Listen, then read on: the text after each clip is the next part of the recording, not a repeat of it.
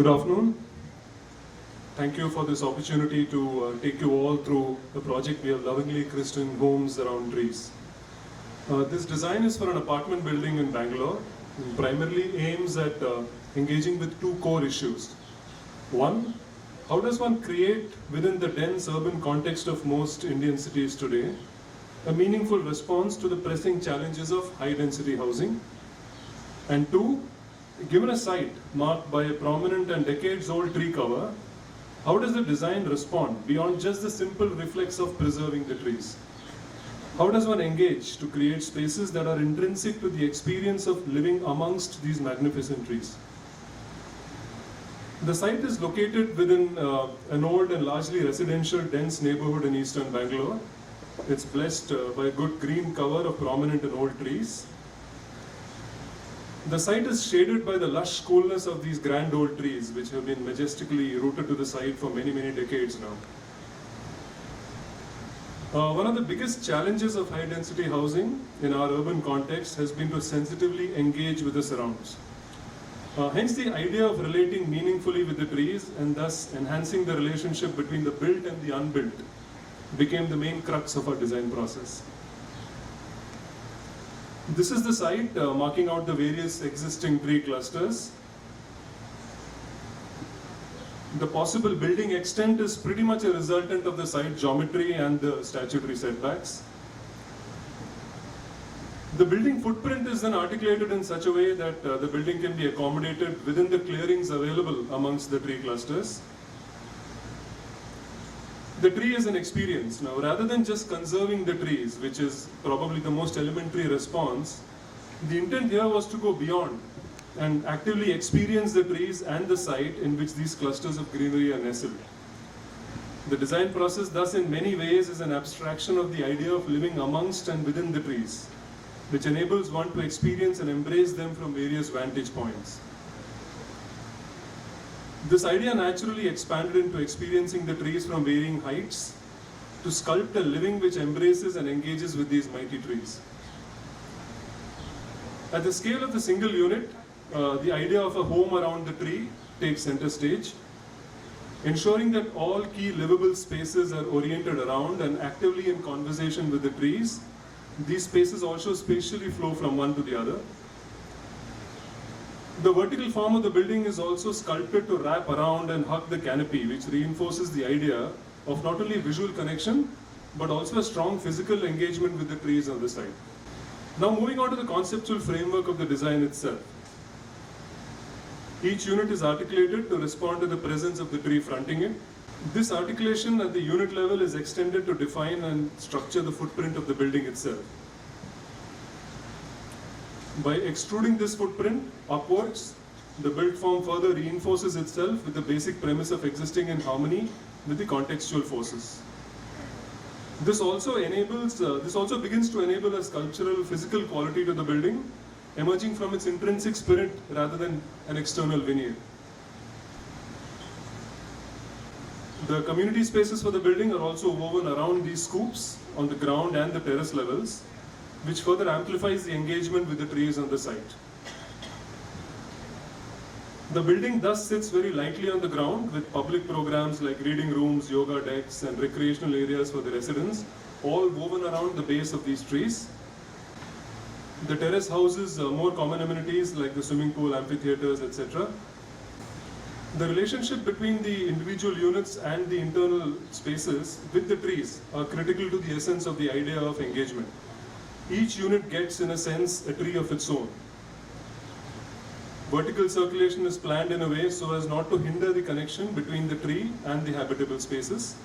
At the scoops, the building facade is envisioned to be porous, creating a very light and lattice-like interface between the living spaces and the trees. Apart from the physical connection, this allows for abundant natural light and ventilation. The typical floor plan showing all the unit layouts. The unit, as it engages with the tree, has large balconies which act as a threshold between the built and the unbuilt and celebrates the natural context it sits in. The building may also be interpreted as an urban sculpture by way of its form, as well as its articulation with material. The pure white exterior encompassing the earthy and delicate filigree within the scoops. directly reinforces the notion of physically carving out matter from a solid block to expose the soul of the spaces within to the lovely trees outside. However, for us, this building in many ways represents more of an environmental sculpture, serving as a backdrop to the great trees, acting as a canvas for the imprints, shadows, and the impressions of the lovely foliage it sits in. Homes Around Trees is a tribute to urban housing within, amongst, and in unison with this lovely context that it is set in. On behalf of the entire design team that has contributed to the vision of the project, I thank you all for your time. Thank you. You used a phrase, simple reflex of saving trees, as something which was less than what should be done. Meaning it was a sort of derogatory statement of it went beyond the simple reflex of saving trees. It's for us, I mean, the moment you have a context like this and a site like this with trees, I think the first and the most natural thing would be to obviously build around them. And in our case, we wanted the design to do a little more than that. Not only just avoid the trees and allow them to continue to exist, but also to make sure that the building engages with them in more meaningful ways, yes, than to just let it continue to exist. So that in what way did you actually study the trees? We did a lot of initial... Because in your drawings, the trees look, the 3-4 look very different from the trees which are actually shown in the photographs. So the site, overall site was largely green. There were 4 large clusters of trees, which was, let me just go back. I'll just try and show it to you on the plan. Yeah, I remember that. Yeah. So basically but these the are... actual trees, yeah, which you showed in an earlier photograph, look very different. Yeah, these. Yeah, so this tree on the left that you see is as you enter the site. So this particular tree is what sits in the front scoop of the building right now. The image on the right is a large banyan tree, more than 100 years old, and this sits on the western scoop of the building. So we've been able to keep the large clusters of trees as is.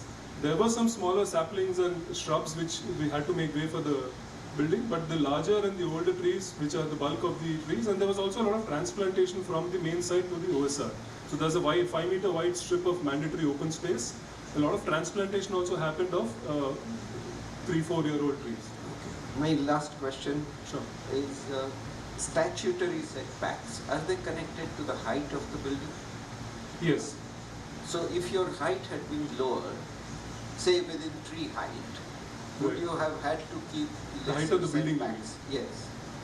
If you are chosen not to build this many stories, but you are chosen to build 5, would your statutory setback be smaller? They would have been smaller, yes. In which case, your tree and building relationship would have been different. We feel it would have actually probably allowed the building to embrace the trees much more, because it would actually have wrapped around a little more. Right now it's kind of halfway in and halfway. We're semicircular scoops, maybe they would have been a little larger than this. Because there's a question that comes from that on your beautiful timber yes, facade, which is shutters or something. Yes, like yes. They look the same at the lower level as the top level. Same shutter. Right. And the top level, of course, doesn't have the trees at all. So yeah, it's the top level is different than the bottom level because of the moderation and the feel of the tree. Does that affect your screen? From each of these levels, it's a 10-story building, which means it goes up to around 30 meters. And the trees are in the range of about 24-25 meters. So even from the upper 2 floors, where you don't have a tree directly in front of you, there's a very strong engagement with the trees. So for us, the idea was to make that interface very porous. And you kind of embrace the tree from all these angles that you kind of embrace it, that you can experience it from. I guess we had discussed that during our review, that the kind of, because the center core idea was a tree. That's right. So how the modulations of your architecture, considering the detailing of the tree, was an expectation, that's what we were deliberating about. When the tree is there, you had that modulation of the screen facade, right. but suddenly the stark changes happen with the other straight facades. By that stark difference has to be created because when if you see the side that way, everything is green all around. Also, that if you see the beyond, also there are trees Right. within that. So why that exclusive treatment when it comes to that curve, and when it comes to a normal facade, it suddenly changes. Yeah, because, a couple of things. One is that at the unit level, all the spaces in the unit which are largely public, in the sense your living rooms, your dining spaces, your balconies, they're all planned in a way that they orient themselves to the trees. So in that sense, that particular scope had to be extremely porous in nature because we wanted that engagement to be very strong. The other spaces that we talk about are largely more private spaces, bedrooms, etc., where we did not have that necessity to create that kind of porosity or engagement.